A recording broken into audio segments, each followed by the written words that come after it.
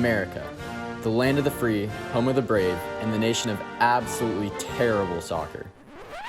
Generally, the US sees a lot of success in almost everything they compete in, so why have they consistently underperformed on the world stage of soccer?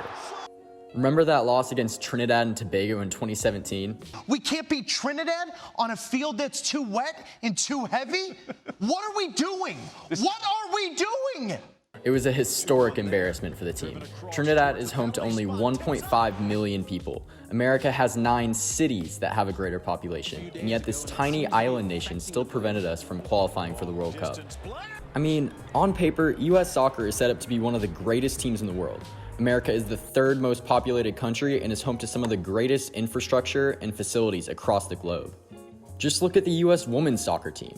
They have won 4 World Cups and 4 Olympic gold medals. So why is there such a drastic difference? Honestly, there are a lot of reasons, but I'll try to highlight a few. Kicking off, arguably the biggest reason for our country's mediocrity in soccer simply comes down to the culture of American sports. Even the most devoted soccer fans in America will admit that soccer is, at best, the 4th most popular sport in the country. Growing up, kids dream of scoring a touchdown in the Super Bowl or hitting a home run in the World Series. But you don't hear about too many who dream about scoring a goal in the World Cup final. And when most of our athletes are choosing to play football or baseball over soccer, the talent pool becomes immensely watered down. This lack of popularity has other major consequences too. Namely, money. Soccer just doesn't have nearly as much financial support as other sports do. The average yearly salary in the MLS is only about $410,000. When you compare this to the MLB's average of $4.4 million and the NBA's average of $7 million, it's easy to understand why athletes would choose these alternate routes.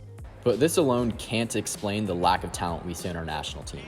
While the US may never see freak athletes like Tyreek Hill step on the field for them, there should still be thousands of players to choose from.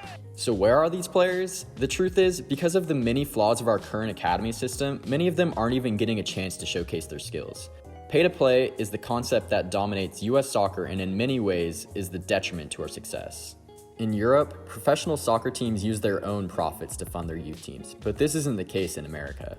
Professional clubs devote virtually zero funds to their youth programs, which means that the burden of paying for these teams is left with the parents and players. Unfortunately, this means that in order for players to receive top-tier training, they have to pay thousands of dollars per year, which simply isn't possible for many Americans. Ever heard of Neymar or Cristiano Ronaldo? These are 2 of the world's greatest soccer players, and they grew up in poverty. This means that if they grew up in the US, there's a great chance they would have never even gotten the opportunity to show their skills on the world stage. So with these factors, is the future of US men's soccer truly hopeless? Absolutely not. And actually, it's quite the opposite. Ever since we hosted the 1994 World Cup, the popularity of soccer has actually been on a steady climb, and the generation of players born between 1994 and 2002 are quickly becoming the greatest we've ever seen.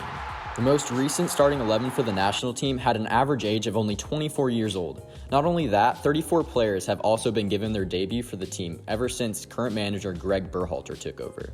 This is the exact influx of youth the team has needed for years, and they are certainly taking advantage of their opportunities.